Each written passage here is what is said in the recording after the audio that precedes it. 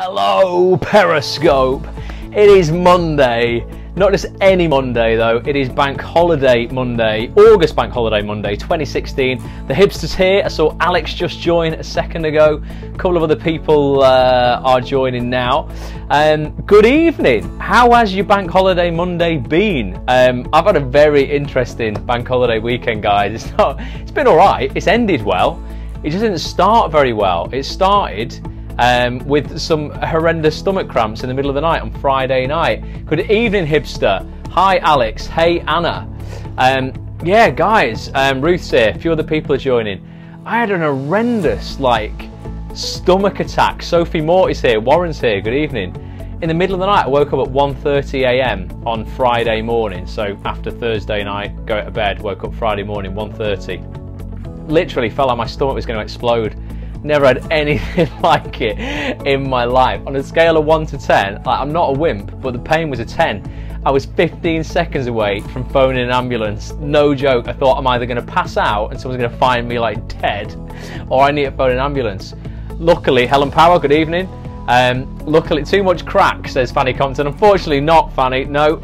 I have no idea what it was, but I managed to get through the night. Took myself to A&E on Friday about 2 p.m. Thought I had appendicitis. Kim, good evening. Horrific. Doctors gave me loads of tests and stuff.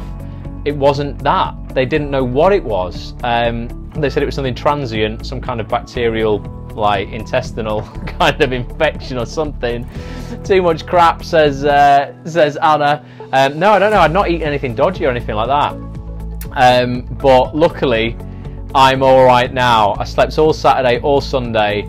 Now, back in the gym today. Back on form, feel all right, but it was horrific. Was it the Michael Jackson interview going online? Yeah, it might have been. Well, what was gutted, hipster? So I did this interview with Michael Jackson, not the pop star, not the king of pop, the king of casting, Michael Jackson from Beverly Keogh Casting. It was going online on Friday. I managed to automate all that. That's all automated. It went online, but I couldn't promote it because I was just dying in bed. So thank you, everybody, for putting the word out about that. Let me know what you think of the interview. I think it's one of the most honest interviews I've kind of ever conducted, and the feedback from it's been great. Kim says, am I plugged in? Got my coffee and on airplane mode. Kim, I don't need to plug in because my iPad's 80% full.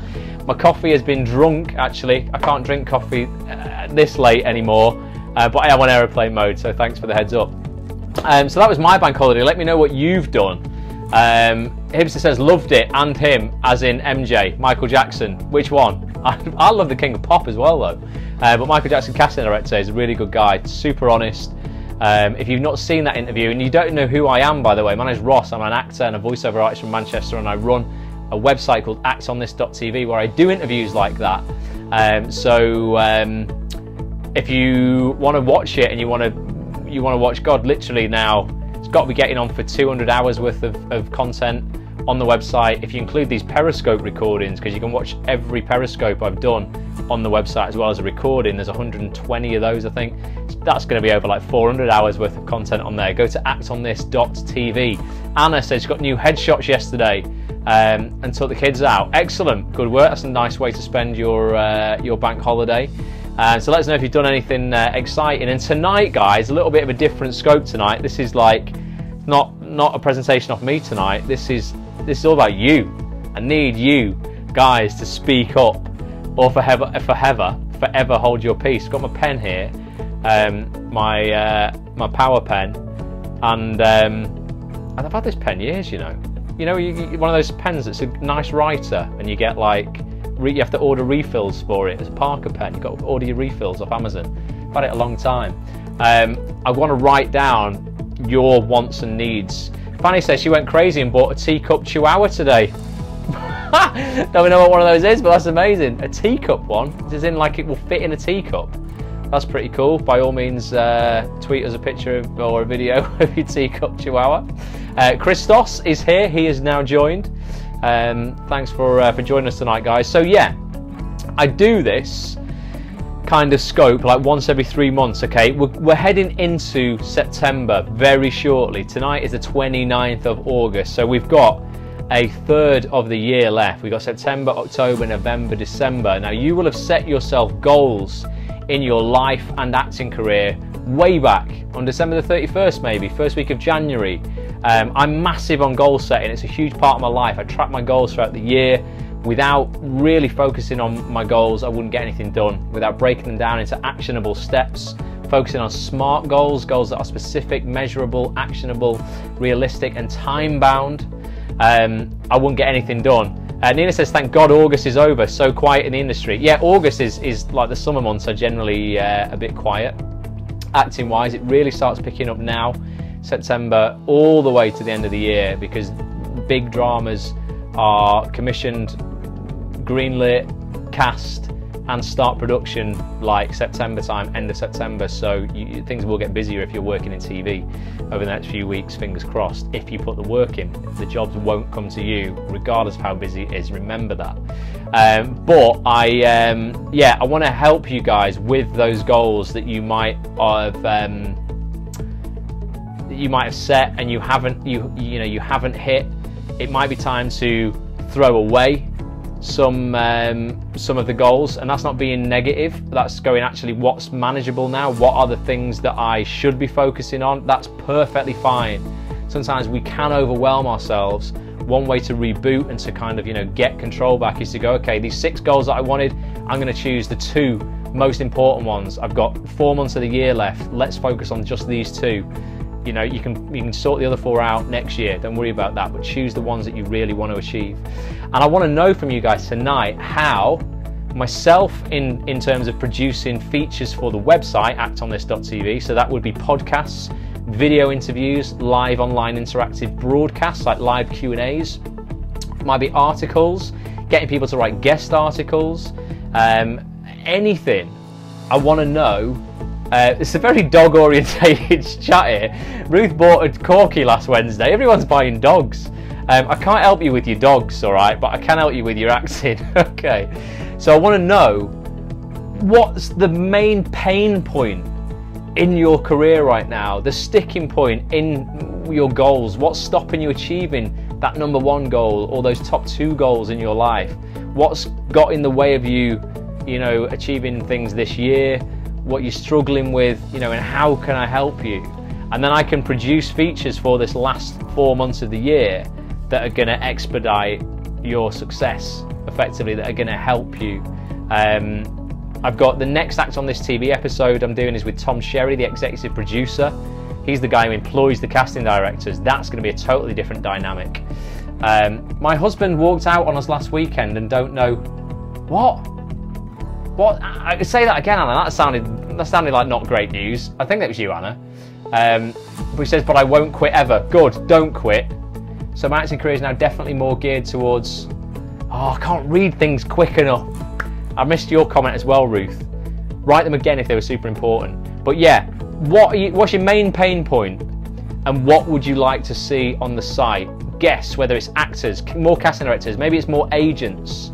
Work-life balance, says Ruth. I'm going to write all this stuff down. Because sometimes, it might be more... it's fitting it all in, says Anna. Okay, work-life balance.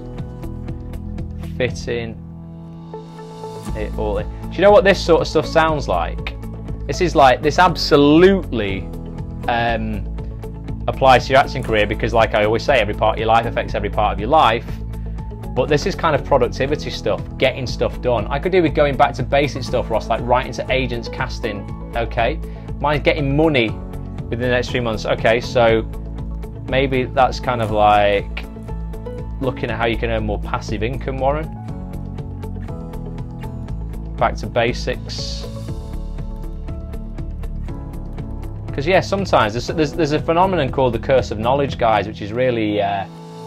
can be really bad. Having to find a new agent, which is very demotivating. It feels like a thankless task. Totally, Wayne. Yeah, I get that. Castings at short notice for jobs at short notice. Single parent needs to get regular money but want to kickstart my acting now.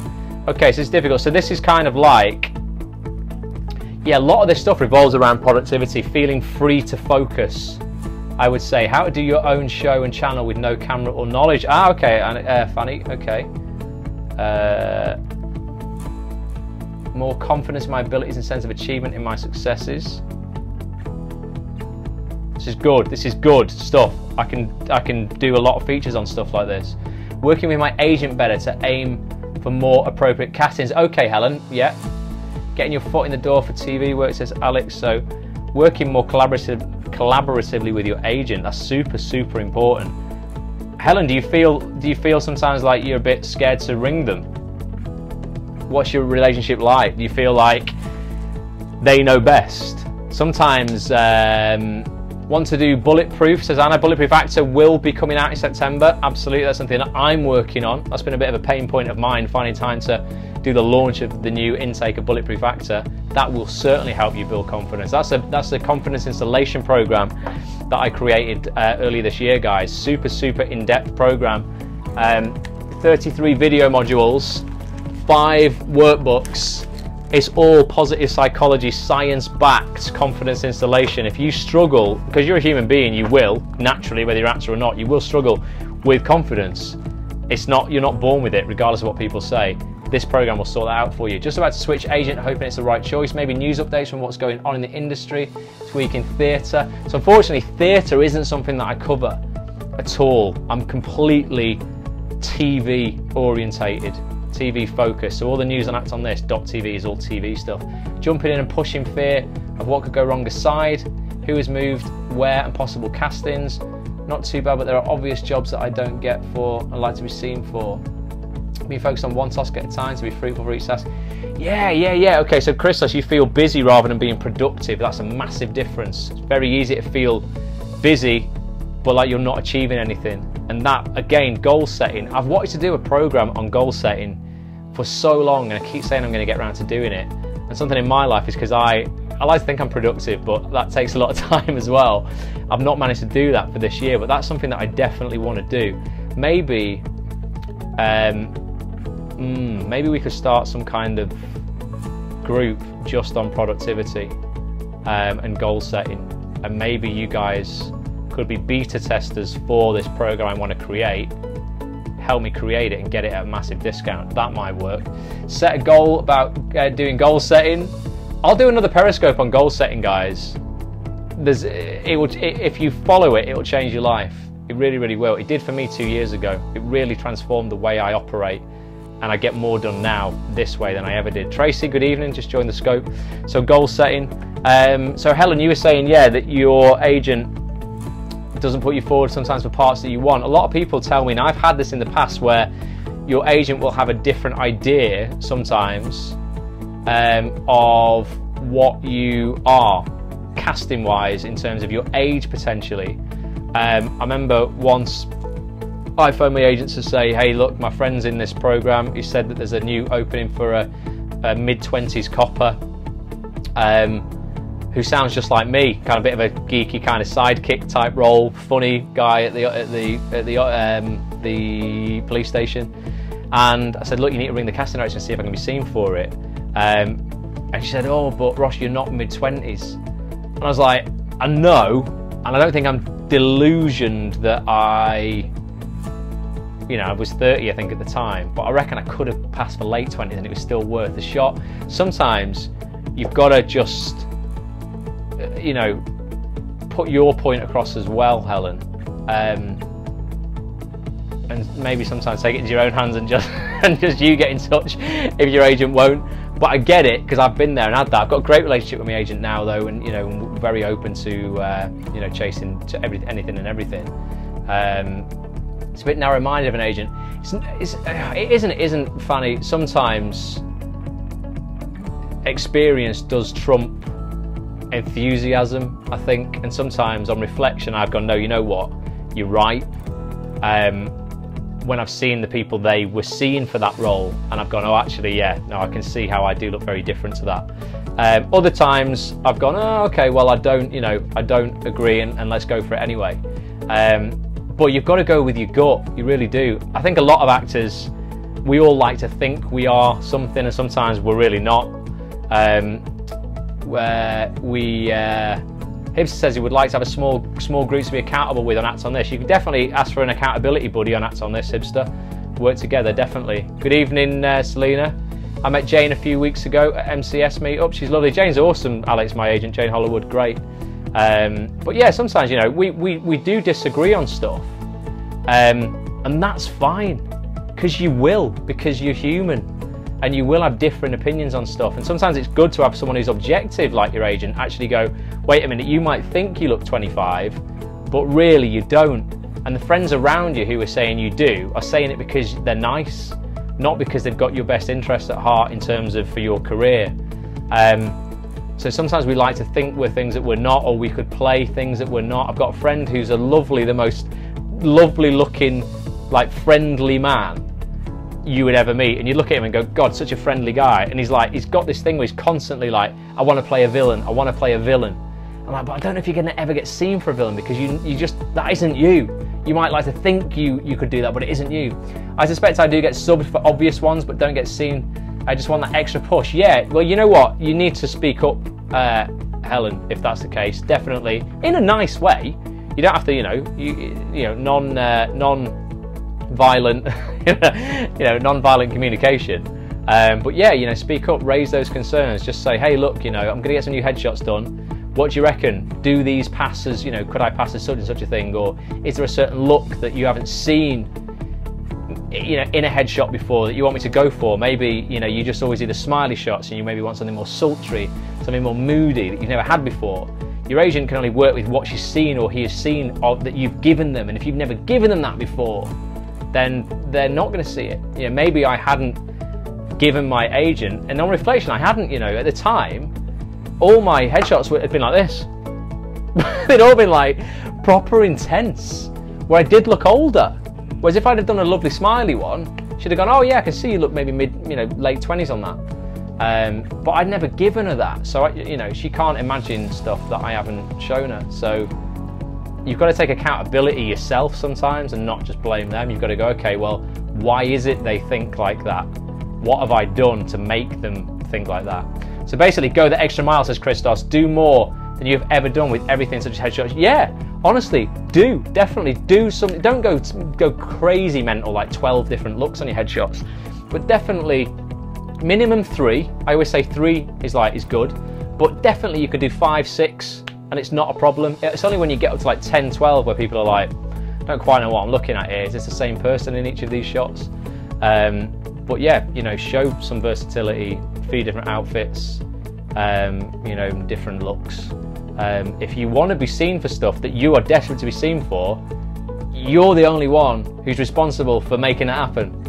Sounds great. Kim had an awesome time at the Fringe this year. Warren's been at the Fringe. Yeah, good work, Warren. That's a top goal. That hopefully you made that goal and you smashed that.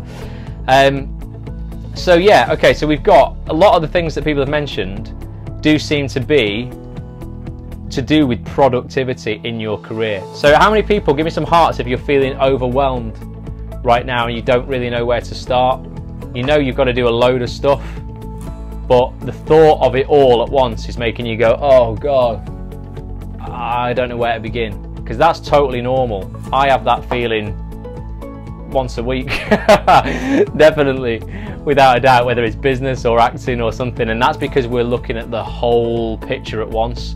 We're not breaking it down into manageable goals, specific goals. Your goal cannot be, I want to have more success. It's way too broad. I want to get more auditions. Way too broad.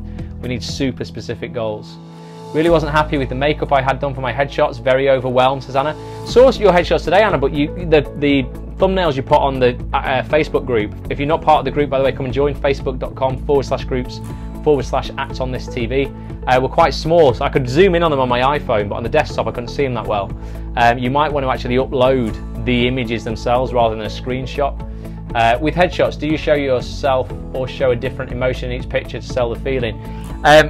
So Christos, you want your headshots, absolutely. The most important thing is they've got to look like you. They've got to look like you. You on a good day, but not you, like, girls fall into the trap of going so overboard makeup wise. Anna, you didn't do this. Your makeup was quite natural, but I thought your headshots looked good.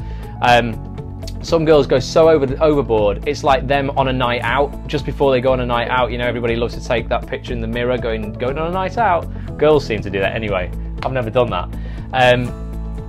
But yeah, you don't want that, because then when you walk into the room on a Monday morning, they're like, who's this person? You don't look like anything in your headshot. Headshot, above all, with got to look like you. So important, but you on a good day. And then from there, you want to show some different sides of you. So if your casting bracket, you've got the whole industry is like this, your bracket might be this much of it. So you want to show all of your versatility within this block. So for me, I'm always going to be seen, and this just seems to be what I get seen for, is professional roles, doctors, lawyers, policemen, authority figures. So for me, I'm like, okay, right, I need within my authority casting bracket, I'm going to need to show a few different sides of that. So we've got kind of, you know, super authority in terms of, you know, quite stern. We've got neutral. We've got maybe, you know, smiley neutral. How do you find your casting though? Well, so your casting type, really, you've got to. People overthink this too much. It's really it's quite simple. You've got to objectively look at your headshots and go, what do I see myself play? Or ask other people to do it.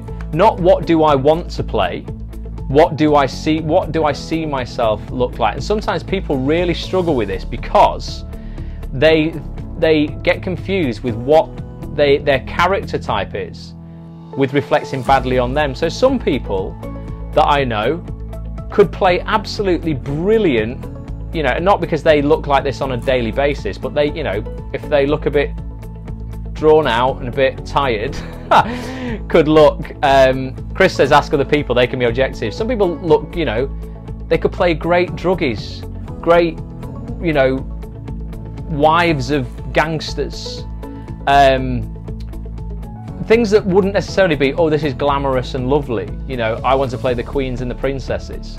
But if they embrace that side of them and go, actually, you know what, yeah, I do, you know, I've had a lot of life experience, do look a little bit like I've lived, got a few frown lines, let's embrace that, and let's look at those kind of roles, get my headshots done in tune with that, and then I'm going to be seen for all of those roles when they come out. Nina says ask 25 people on the street. Could we ask members of Acts on this? Yeah, definitely. Post your headshot on the Facebook group and go, what would you see me being cast as? I do ask but get such varied feedback, I've no idea where to zone. Well, just go with the most, you know, the most said thing about you. Was just about to suggest that, said Selena. Yeah, I used to do a game in the forums on Acts on this when there was forums there called Fastcast, and what you had to do is you posted your picture, and then somebody left their feedback on what they saw you being cast as, and then left their picture, and then someone had to come and do the same for them and the same for them. But definitely post your, you know, your maybe 1 or 2 headshots, don't post a gazillion, and ask other people, and they'll give you honest feedback, or they should do. You know, seriously, if, you know, Sam Rushton, are you on here, Sam? Doesn't look like a druggie, but when Chris did, Chris Stone, who's on here tonight, did a showreel scene with a druggie, Sam came round, she'd had a rough week at work, and hadn't washed her hair, and, you know, was just looking kind of slightly run down, weren't you, Sam? But was like, actually, yeah, you know what, I kind of suit this part right now. And then it's not, you know, it's not the most glamorous of things to embrace, but did a bloody good job of that scene, and now knows that actually that's probably quite a good casting bracket for her. You know, if she needs to do that, you know, again, equally, she can do some glam stuff if she wants. But it's embracing what you are, not what you want to be seen as. So then you would do very druggy headshots. Is that a type? Well, you would do something so that you're not dressed. Alex says, no, to make a woman feel good, Ross. You would do something where, you know, if you wanted a shot like that, you'd put a hoodie on for that shot. And then, you know, you have no makeup on in that shot. And that would be 1 of your 5. And you go, okay, if I want to play slightly downbeat, not necessarily drug addict, but just downbeat, you know, slightly common, you know, shameless type, or common, as in the drama common, or shameless the common.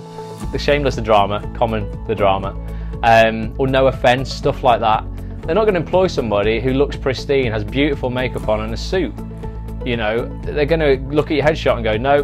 Whereas if you've got 5 headshots and one of them is your, you know, downbeat, no makeup, look a bit rough headshot, that's the one your agent's going to submit for those roles. Equally, you have one headshot where you do look like you on a good day, and you look your best, and that would go for the girl next door roles, or something slightly more glamorous. Then you might have the moody shot, you know, something that's a bit more stern.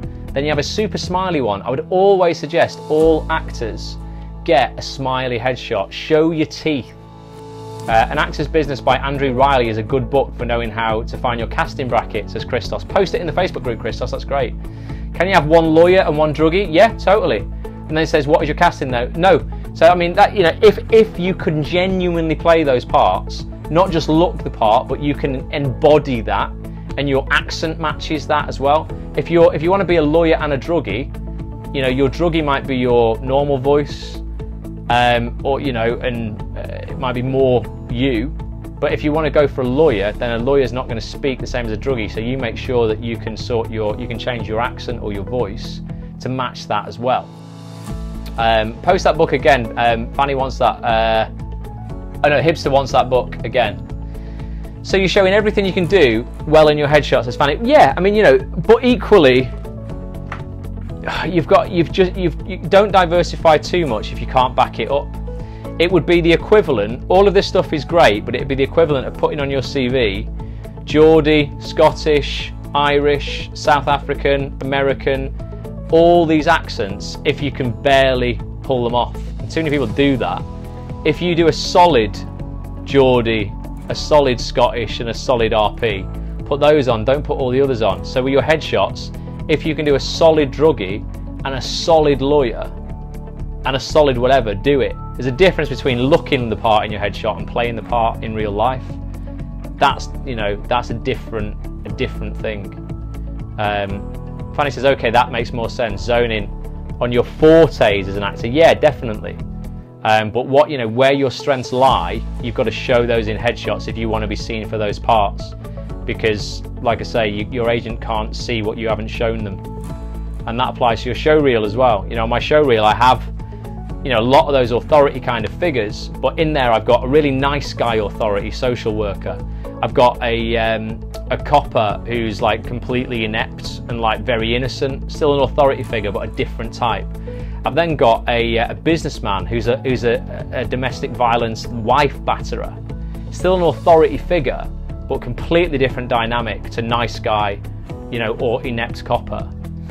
I've got headshots booked and want results from these this time, says Fanny. Yeah, well, you've got to really, you know, you've got to take responsibility, Fanny. You've got to take accountability for what you want to be seen as, and be honest with yourself for what you can be, not what you want to be seen as. No one else can do that for you. And the same with headshots when you post them in the Facebook group. People can give you advice on which headshots they think you should choose, but they don't know you like you know you.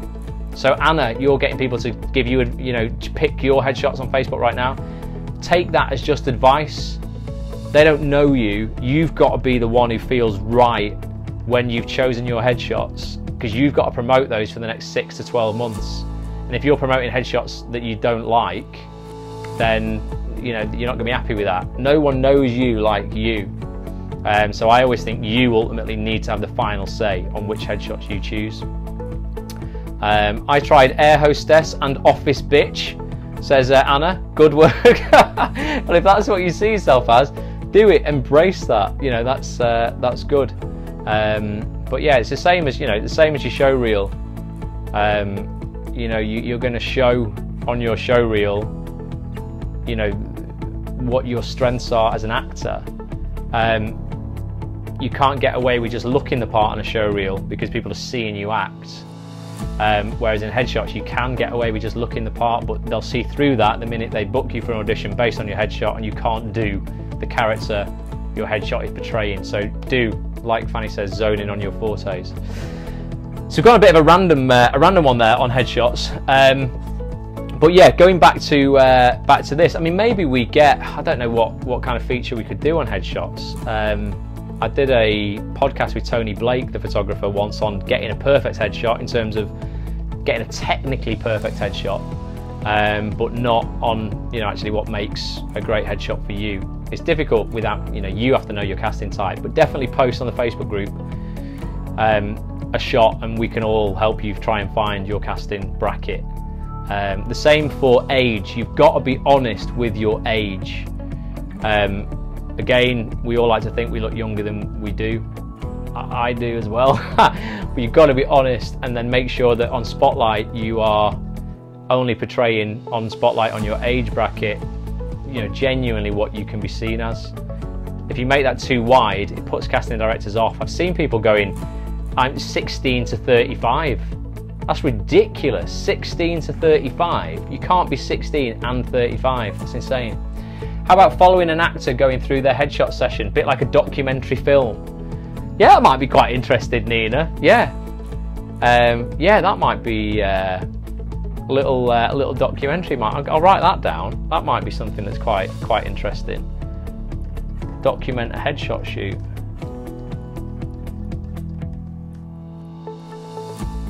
Yeah, that's a good one. So yeah, what other ideas? So we've got helping people with work-life balance and fitting everything in. Warren really needs help with sorting out income. That's a big one for a lot of people, and that's something that I would love to help people with in terms of setting up online businesses. I think everybody's got a business in them. I think we're all entrepreneurs, even if people don't believe it. And I would enjoy showing people how to do that. That's probably another course. Again, that's going to take quite a bit of time. But Warren, yeah, I mean, and other people have been posting on the Facebook group about jobs. They're struggling with jobs. The younger ones, particularly in the group. I was saying there's a company called RSVP who are opening, for those who are in the north, a call centre. So it's run by actors for actors. They're opening a new one in Media City. It's worth checking out, rsvp.co.uk. I did see someone post headshots on the group and didn't want to say something. Oh, missed that, Helen. Something about professional. I've applied for that, says Alex. Yeah, I think, you know, when people do post pictures on the Facebook group in terms of headshots, people have got to be honest as well, definitely. And it's always good to post who's taking your headshots as well, because then if people see your headshots and go, actually these are great, they can then go and get shots done by the same person. They didn't look professional at all. Don't scrimp. Yeah, some shots don't, Helen. I would say don't scrimp on headshots. I'd also say don't go mental. You don't have to spend 450 quid London prices. Tony Blake is my go-to guy. Super talented, does loads of headshots for famous people, the BBC, loads of on-set shoots. He's like 130, 140 quid if you go and see him in his studio in Chester, and you'll get some amazing shots, and that isn't expensive. If you do that once a year, that's not that bad. If you go to London, you can pay up to £400 and they'll just be as good. So don't fall into just paying 30 quid and getting your mate to do them. You can give me Tony's camera, I wouldn't be able to pull off nearly what he does. Same equipment, totally different outcome. Making income in a short space of time and doing what I love is something I need to work on. Yeah, so this income thing, it would be great if people have ideas for businesses that could be online stuff. I can definitely help people with that. Because that's it's a big part of my life. It's part of what I do. Also, so someone said before about creating your own channel. People want to create YouTube channels and maybe get people to see their work or their films. Great friend of mine, a guy called Nav. He runs a channel called Absolute Motivation. It's a great channel just for motivational videos, but he's got millions of subscribers. The guy is incredible. He's like 23. And he knows how to market videos on YouTube. I'm going to get him to come on and do either a broadcast, a podcast, or a TV episode to help people who want to start a channel and know how to market it properly, to have massive exposure. So you can you'll rank on Google, you'll be found for various keywords, all this sort of ninja stuff that I don't know. I want him to help me with the Act on This YouTube channel as well, because I've got about 800 subscribers or something like that. So that's something that I definitely want to do. I've got that on the list here.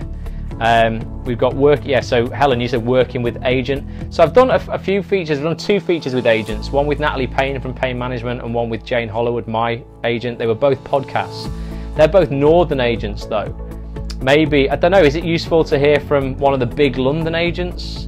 Or is that not really applicable right now? Would it be interesting anyway? Just, in terms of the progression, what you need to do in order to be accepted, even by one of the junior agents at one of the bigger agents. I'm talking people like Curtis Brown, United, Independent. So seeing yes, yes. One from United would be good, said Alex. Yes, like the top agents. Okay, so let's write that down. London agents. I think that'd be interesting. I've never been repped by a London agent, so that's interesting, definitely. Michael Jackson's daughter Jess works for Curtis Brown. Maybe she would do something like that. Cole Kitchen, says Chris Stoss. I know a lot of people who are repped by Cole. Definitely. Tom Fitz. But yeah, I think one of the big ones like Troika, United, Independent, Waring and McKenna, somebody like that. Curtis Brown would be interesting. If we can get someone, you know, super honest on that score, that would be good. Yeah, I've already got, as I say, I've got Tom Sherry, the executive producer, coming on. What about more TV directors? Young TV directors, someone like Lewis Arnold. He did ITV's Prey, Banana, Cucumber. Fanny's friend just joined. She's put Eating and McKenna, but that's a predictive text error. Wearing and McKenna, but Eating and McKenna is a different one. Is Simon and Howe big? I don't know. I've heard a lot about Simon and Howe from people who have signed with them recently. I don't think. Well, no, they're not one of the big. There's probably like 6 or 7 big agents in London. They're not one of those, but they are a you know, an established agent. I think it's medium sized, said Warren. But yeah, the big ones would be United, Independent, Troika, Curtis Brown, maybe people like Hamilton, Adele, pretty big. But there's maybe 6 or 7 big agents, like leading agents, and then there's maybe 80 mid-size, and then hundreds of smaller ones, and thousands of extras, and it goes down and down from there. Would be good to know how to have a chance to sign with one of the top agents, says Alex. Yeah, well, that's something I can definitely sort out. I'll write down Lewis Arnold, a director like that. He'd be really cool because he's dead young. I like getting the younger people on because they're slightly more relevant to what it's like to make success today, as opposed to some of the more established older people got successful in an era that's maybe not the same as it is now. Definitely, but yeah, I'll put him down there as well. Director. I'll write all of this up in the Facebook group as well, guys, and if you think I've missed anything, add it as a comment, or if you think of anything once this is finished, add it as a comment. Anything else? It's 20 to 11. Let's go for another couple of minutes. Anything else that you think it doesn't have to be directly acting related. It might be something that you're just struggling with in your life, that if you sorted out, it would make your acting career easier. Things that I like in general are features on, you know, personal development, physical development, health, mindset, psychology. How about getting work in the States? So I did a podcast with a guy called Jazz Martin a long time ago, Anna, but it's still relevant today. He was a Brit who went out to the States, worked there for quite a while on some pretty good stuff. He did a film with Misha Barton. You can find that in the archives on actonthis.tv in the podcast section. Always worth a listen. We did it over Skype, probably about 3 years ago. But it was all about how he went out there, got his green card, and started working out there, and how he found it as a Brit abroad. Is an interesting one. There's a guy called Andy Newton-Lee who helps a lot of Brits out here get their visas for the States. It might be worth doing a feature with him, which is cool. Will you do voiceover stuff? Since I'm looking to get into voiceover. So I did. So there is already a podcast on actonthis.tv with my old voiceover agent. She's moved on from the agency now, but all of the information that we speak about is completely relevant today. That's called something like Finding Your Voice. Again, it's in the podcast archives on actonthis.tv. If you go to the menu, click on Acting Podcasts in the menu, and just go back a couple of pages, you'll see it. It's got a picture of a girl sat in front of a microphone like this one, like this. She's sort of doing this, something like that. It's got a picture of that on it. So check that out. I've already done that. But yeah, I used to have a voiceover training company called VO Focus, but I disbanded it to focus more on Acts on This because you know, I have a passion for this more. Do you do audiobooks, Ross?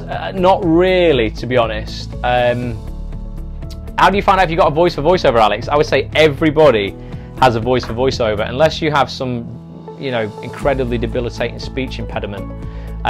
You can work on your voice and, you know, have a great career in voiceover if you are disciplined. The thing that most actors screw up with massively when it comes to voiceover, and I hate it when they say this to me, they'll come to me.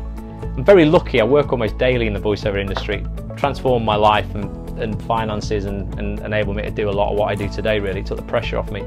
It took about 10 years of hustle to get established. But a lot of people say to me, oh yeah, I'd like to get into voiceover, you know, I'd like to do a bit of voiceover on the side in between acting jobs. And I'm like, well, you're never ever going to have success in the voiceover industry if that's the way you're looking at it. I take my voiceover career just as seriously as my acting career, and it's something I work on full time, absolutely full time. This week I've already booked in 4 jobs this week, 1 TV advert, an animation, 2 corporate jobs, and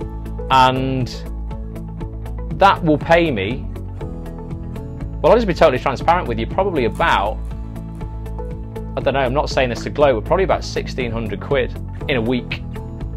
And if I looked at this industry, as the voiceover industry, as something I did on the side, I would never have got to that point where I was earning that money. It was as serious to me as my acting career because it earns me so much more money than my acting career earns me. My acting career, I love, absolutely love it, but the work isn't nearly as plentiful as the voiceover work is, if you are disciplined and you are good and you work at it daily.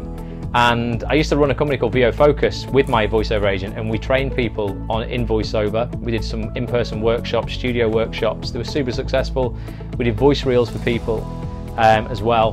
They were quite expensive, but like I say, if you get one job, you know, the voiceover reels were 500 quid, but one job would pay for that if you got a decent job. I don't have time to do that anymore, unfortunately, but there is a great company called Gravy for the Brain. It's run by Peter Dixon, who was Alexandra Buck, who was the X Factor voice. Love him or loathe him, he's been successful. And him and a guy called Hugh Edwards run something called Gravy for the Brain. They do great voiceover coaching. I don't think they do voiceover reels, but there will be some good companies out there. You get what you pay for in the voiceover industry. If someone's offering you a voiceover reel for 60 quid, I promise you it's going to be shit. It will be exactly the same as the 12 voiceover reels they produce for people over the last 2 weeks or whatever. There'll be cardboard cutouts of each other, and one thing voiceover agents hate is hearing the same material on everybody's demo. So don't fall for that. Do you have your own home studio, Ross? No. So, well, I do a lot of demos from home. I've got quite a few microphones. So I've got stuff like this. This is a podcasting microphone, but I switch this out for some other microphones that I've got when I'm recording voiceover demos. Got a lot of software that's great that can make me sound like I'm in a studio. But I don't have ISDN or any kind of, like, you know, phone line coming in that you can record in different studios with. So I do a lot of demos here, and you can do some really great sounding demos on equipment that's not that expensive, you know, a couple of £100. And if you can get representation for voiceover, you can, you know, and you're good. The thing is, you've got to be good, and it doesn't mean that you've got to be good straight away. You've just got to be dedicated and put that work in. Like I say, it took me probably 8-9 years of hustle before I became established enough that from word of mouth I would get jobs and people respected me a bit more and would, you know, throw work my way. How about for £260 voice reel? That was the rate from my agent. That's kind of mid-range, yeah, you know, it depends on the material. So a good voice reel for me, Christos, is it comprises of 7 pieces of footage, of audio. You need 3 commercial reads, so 3 adverts. You need 2 what we call corporate reads, which would be, corporate's anything from kind of like the About Us page on somebody's website, you know, to a instructional DVD, somebody's you know, company promo video they might have online. And and then you need 2 pieces of documentary, which is documentary like you would watch a documentary online. And the only way to really get all the documentary stuff is probably to transcribe what's already been on. Now again, like your acting bracket, you have a casting bracket for voiceover, so you need to find that and then record your footage and your audio to match. Now what the problem most people find is they go to companies who supply them with the scripts, not knowing who they are, and they'll give you scripts that you record that technically might sound alright, but you would never ever get employed for in the real world. So it would be like me recording some voiceover for, I don't know, lipstick or something, you know, or some girl zoo magazine, some gossip magazine or something like that. It's normally voiced by a woman, you know, or, you know, a like the makeup adverts are normally voiced by someone who sounds a bit more scientific. I get all the jobs that are mid-20s voice, even though I don't look mid-20s, doesn't matter, your voice can be different to how you look. Enthusiastic, vibrant, friendly reads, so like, you know, Subway adverts, and my voice isn't this voice, it's kind of a bit more like, you know, there's some things you don't want to see, and some things you do. Like the new subs at Subway. You know they're fresh because they're made right in front of you, and you can get a different 6-inch sub of the day from just $2.99. Subway, eat fresh. It's a bit more energetic, innit? It's a bit more kind of upbeat. And I get employed a lot for that, and it's practically the same voice on everything. So I'm doing some adverts this week for Lisa mattresses you might see on TV at the moment. Brilliant mattresses, highly recommend them. But the read is, in fact the read for that is pretty much just my voice. But the majority of stuff is that kind of upbeat, friendly, hey everybody, you know, everything's really, really great, you know, cost cutter, proud to be local. It's all just a similar kind of read, and you need to figure out what yours is and then get your scripts to match that. You can get a great sounding voice reel, but if it's comprised of scripts that you'd never get employed to do, it's worthless. You might as well just, you know, bin it. People love having something like that because they can play it their mums and their brothers and sisters and go, oh, look what I've got, and they go, oh, that's really great, but it's not commercially viable. You're not going to get employed to do it. I'm dyslexic. Is it a lot of sight reading? There is. But if you tell your agent in advance, they can sometimes get you the scripts, not that much in advance. You're talking at the most the night before. So a lot of the jobs I get, I'll get the script on arrival. But you can absolutely ask for time outside the studio for 10 minutes. Say, can I just have a look at this? I've only just been given it. Mark it up. There's a very specific way to mark up the scripts for voiceover, and you can mark up your breaths, where you're going to breathe, where your emphasis should be. And when you get used to that, you can generally mark it up and it won't phase you because it'll all be there. You don't have to do the thinking. What I always say to people, if you can mark up a script when you're not under pressure and do all the thinking that you need to do, then when you go in and the script is marked up, you don't have to do that thinking under pressure. It's already been done. Thus the job's a lot easier. But there's a lot of technique goes into voiceover. It's not something you can do on the side. Don't think you can. You commit to it, or you're wasting your money. You really are.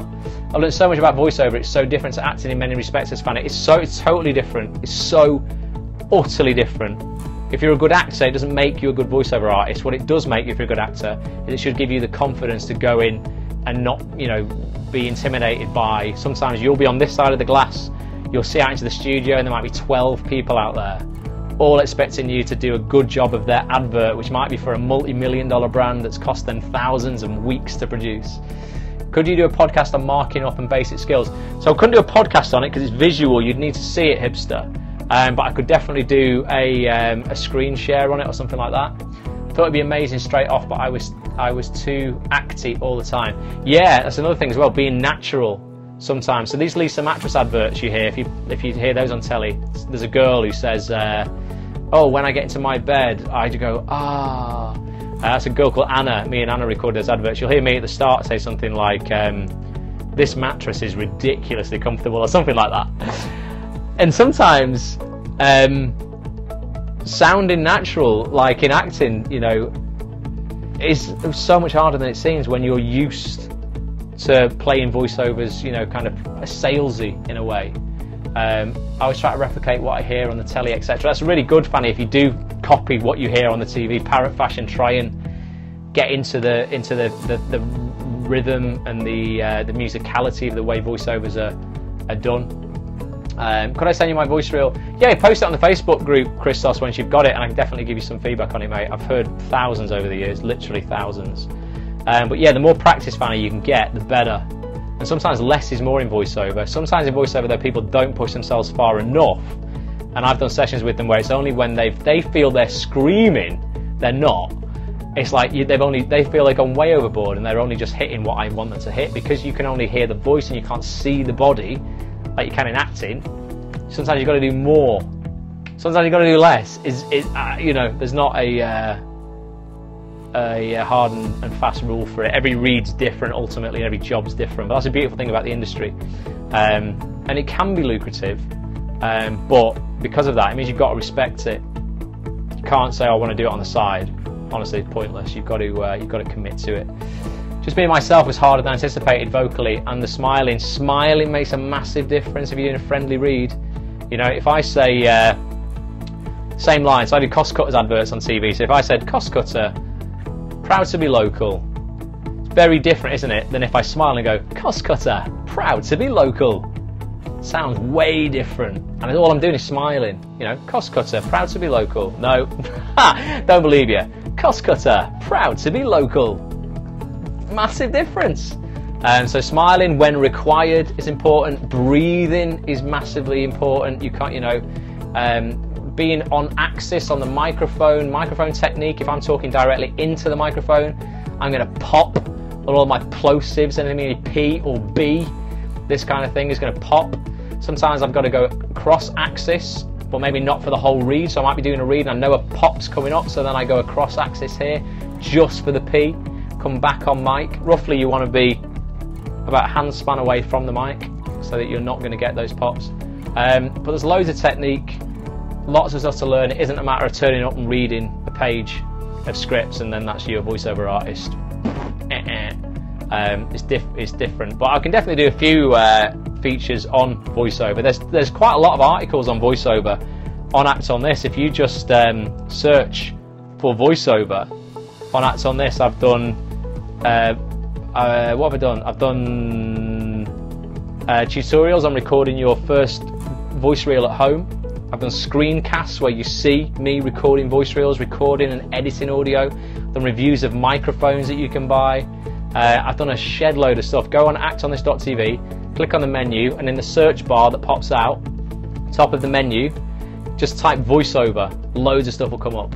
Are there classes for VO, like acting classes? Yeah, Alex, but they're mostly online. Some of them, I used to run the only ones really in Manchester, but Gravy for the Brain do some great online courses. Check them out. Honestly, I recommend those guys.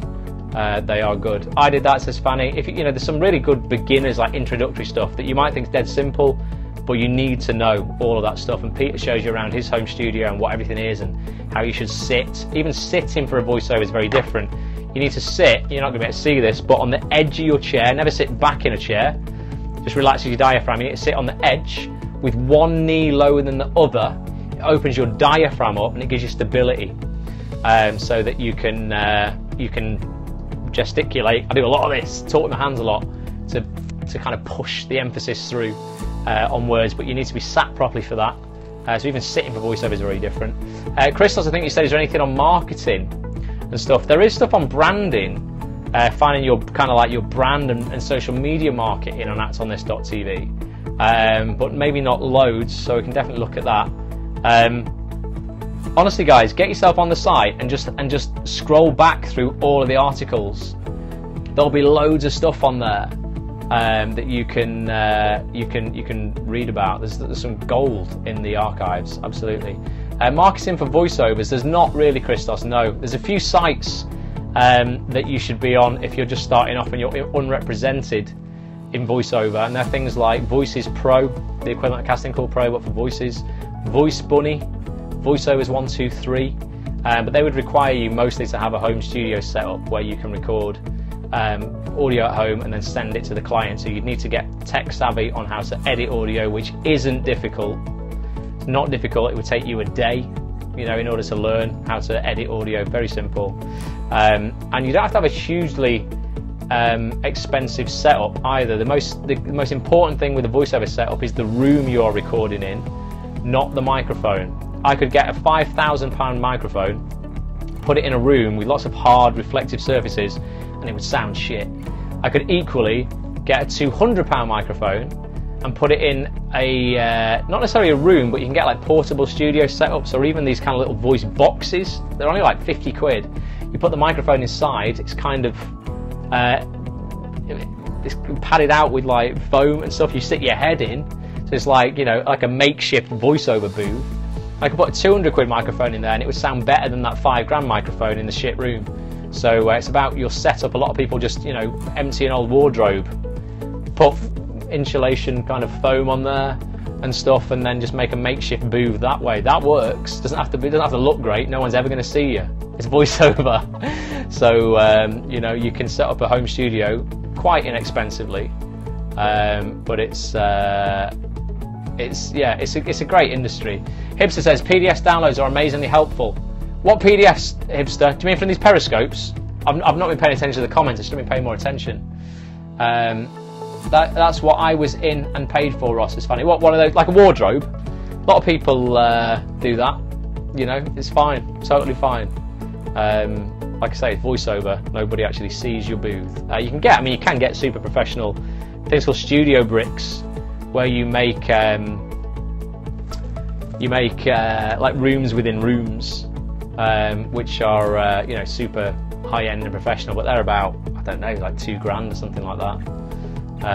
So yeah, you can go the whole hog if you've got the money and you get a couple of jobs under your belt and a spare room at home. But there's loads of stuff. So cheers. I will have a look at that. We've got loads here to be going on with, and that's all I wanted. I just wanted to know that the features I'm going to produce for you are going to be useful, and you're going to get the most value out of them. Because there's no point in me producing stuff that I think you need when really you need something else. So I do appreciate all of your time for coming on here tonight and giving me some feedback. If you think if you've forgotten anything, or after we end this, you're like, oh, I should have said that. Tomorrow I'm going to write up a list of this stuff in the Facebook group. You can add to that in the Facebook group, or you can tweet me. It's at Ross A. Grant or at Acts on This TV. You can tweet either me or the site, and I'll add that as well. But I've got absolutely loads to be getting on with here.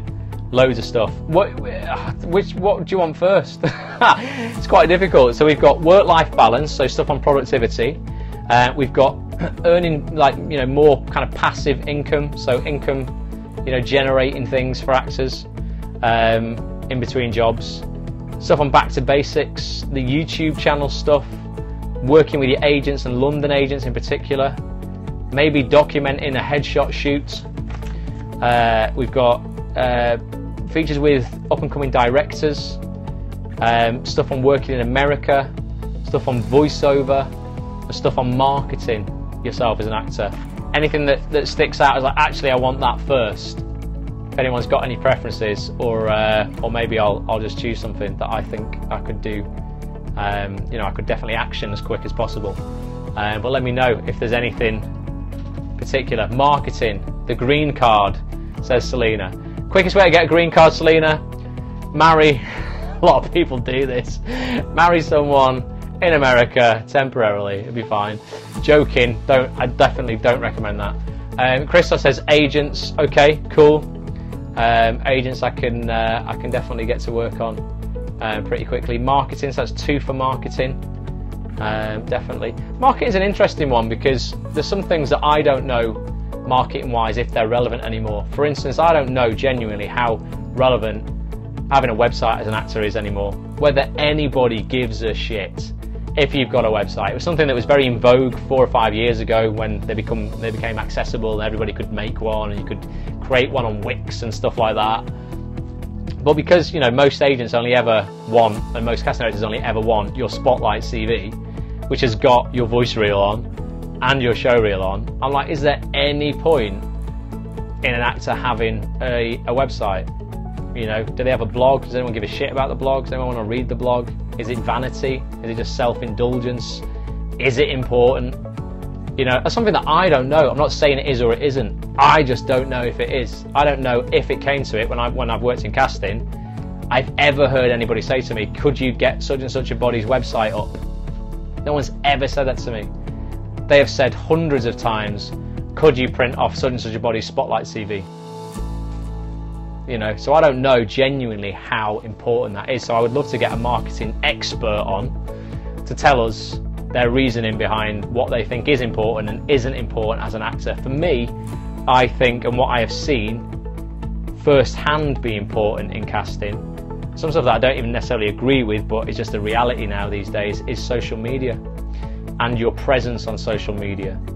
I think that's becoming important over having a website and stuff like that. How to use Twitter more effectively to market yourself as an actor. My whole goal this year has now become getting a great reputable agent, so please do this first, says Fanny. Good stuff. Yeah, I'll do all of this, guys, eventually. I'll get through it all, but yeah, I'll see what I can do for you first. But I think marketing is a very interesting one because there's stuff there that I don't know. I know loads about marketing business and websites, and you can probably implement that in your acting career without a doubt. But there's probably some other ninja stuff that people know that I don't, so I'll try and get someone on to talk to us about that. Awesome. Right, I'll let you go to bed. It's been a long one. I thought it was going to be quite a short one tonight, but we've been through quite a lot. Appreciate you all for sticking around. If you're watching on the replay, thank you. Hope this has been the stuff that you want to see on Act on This as well. If there's stuff that you want that you haven't heard mentioned tonight, please, like I say, do leave a comment below. If you're watching the replay this on Act on This, tweet me at Act on This or at Ross A. Grand, or come and check the Facebook group out and post in there, facebook.com/groups/Act on This TV. Thanks Tracy, thanks Alex, thanks Selena, thanks Fanny, thanks everybody. Cheers Hipster, Nina, great, glad you're okay now. Yes, so am I. Appendicitis, it wasn't, thank the Lord. My appendix is still here, fighting fit, very grateful for it. Oh, look at this, ODNAX has just joined and we're just saying goodbye, but you can watch the replay instantly, definitely. Hi, thanks for showing up, but we're oh bloody hell, we're going now. I appreciate you though. We're going to be live again 10 PM UK time on Wednesday for book club, looking at Preston Smiles' Love Louder book, 33 ways to amplify your life. So if you just joined the scope now, come and join us again for that on Wednesday night. The organ that does nothing, I still want it though, Alex. I still want my appendix, even though it does nothing. I love it. I'm grateful for it and I want to keep it. If you haven't got a clue what I'm talking about, go and watch the beginning of this scope. I explain all. Thanks for watching, guys. I'll speak to you very soon. Have a great day tomorrow. And Nina says, go out and book those jobs, guys. Exactly. See you soon. Bye for now.